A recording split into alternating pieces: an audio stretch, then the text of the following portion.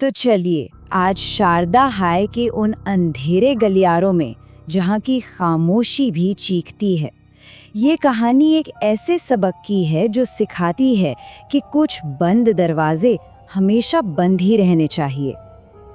ये सवाल अपने आप में एक चेतावनी है, एक ऐसी चेतावनी जिसे 4 दोस्तों ने पूरी तरह से नज़रअंदाज कर दिया और उन्हें अंदाज़ा भी नहीं था कि इसका अंजाम क्या होगा।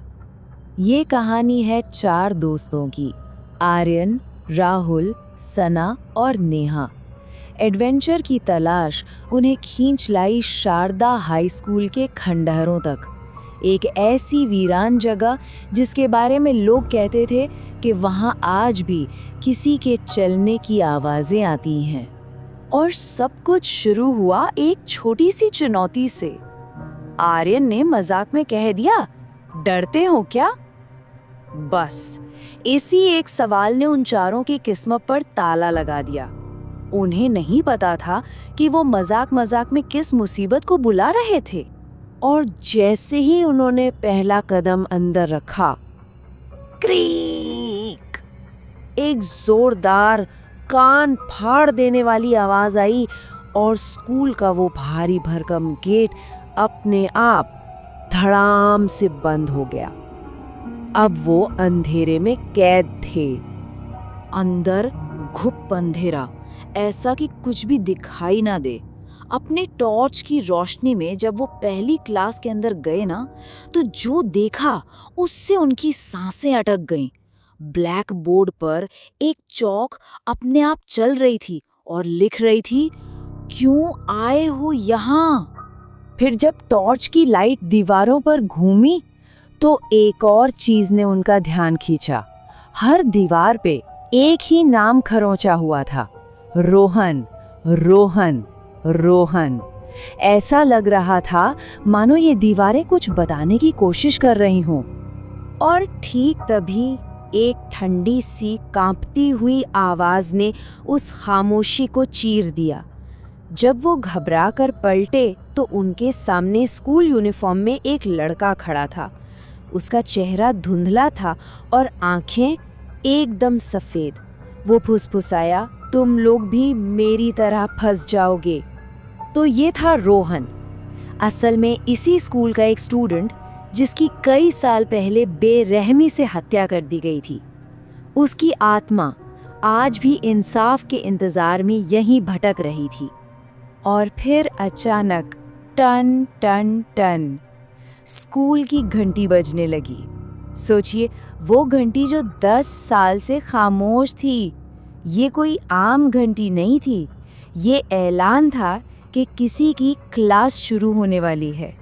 घंटी की आवाज के साथ ही एक अजीब भारी भरकम आवाज पूरी बिल्डिंग में गूंजने लगी, क्लास शुरू हो गई है, सब अपनी जगह बैठो। और ये सुनते ही क्लास के दरवाजे अपने आप बंद हो गए और खाली कुर्सियां जमीन पर घिसटने लगी, जैसे उन पर कोई आकर बैठ रहा हो। और फिर ब्लैक बोर्ड के पास हवा में एक साया, एक परछाई उभरने लगी जो धीरे धीरे एक टीचर की शक्ल लेने लगी। उसका चेहरा जला हुआ और बेहद डरावना था और उसकी आंखों में सिर्फ नफरत दिखाई दे रही थी। वो टीचर मुस्कुराया, एक ऐसी मुस्कान जिसे देखकर किसी की भी रूह कांप जाए, और बोला, आज तुम सब मेरा होमवर्क बनोगे। चारों भागे, अपनी जान बचाने के लिए भागे मेन गेट की तरफ। बंद गलियारों में दौड़े, लेकिन हर रास्ता, हर गलियारा उन्हें घुमा फिराकर वापस उसी क्लासरूम में ले आता था। वो स्कूल अब एक भूल भुलैया बन चुका था जिससे बाहर निकलने का कोई रास्ता नहीं था। जब बचने का कोई रास्ता नहीं दिखा और उन्हें लगा कि बस अब सब खत्म, तभी रोहन की आत्मा एक बार फिर उनके सामने आई। उसने फुसफुसाकर कहा, अगर यहाँ से जिंदा निकलना है तो सच को दुनिया के सामने लाओ। आर्यन के दिमाग में एक ही चीज आई, फोन। उसने बिना एक पल सोचे अपना फोन निकाला और लाइव वीडियो शुरू कर दिया। उसने कांपती हुई आवाज़ में उस स्कूल का वो सच बताना शुरू कर दिया जो सालों से इन दीवारों में दफन था। और जैसे जैसे वो सच दुनिया के सामने ला रहा था, टीचर की वो भयानक आत्मा तड़पने लगी, कमज़ोर पड़ने लगी और फिर एक आखिरी कान फाड़ देने वाली चीख के साथ नहीं, वो हवा में राख बन गया। अगली सुबह तक ये खबर फैल चुकी थी। पुलिस ने पूरे स्कूल को घेर लिया। आर्यन का लाइव वीडियो सबूत था। जब तलाशी शुरू हुई तो स्कूल के पिछवाड़े से रोहन के अवशेष मिले। आखिरकार रोहन को शांति मिल ही गई। तो ऐसा लगा कि चलो सब खत्म हो गया, रोहन को इंसाफ मिल गया, उसकी आत्मा आज़ाद हो गई।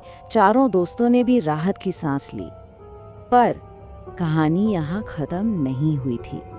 जैसे ही वो स्कूल से बाहर निकले, चारों के फोन पर एक साथ एक मैसेज आया। मैसेज था, अगली क्लास जल्द ही शुरू होगी। कहते हैं कुछ बुराइयां कभी नहीं मरती, वो बस सही मौके का इंतजार करती हैं। और सवाल बस इतना सा है कि अगली क्लास के लिए अब कौन तैयार है।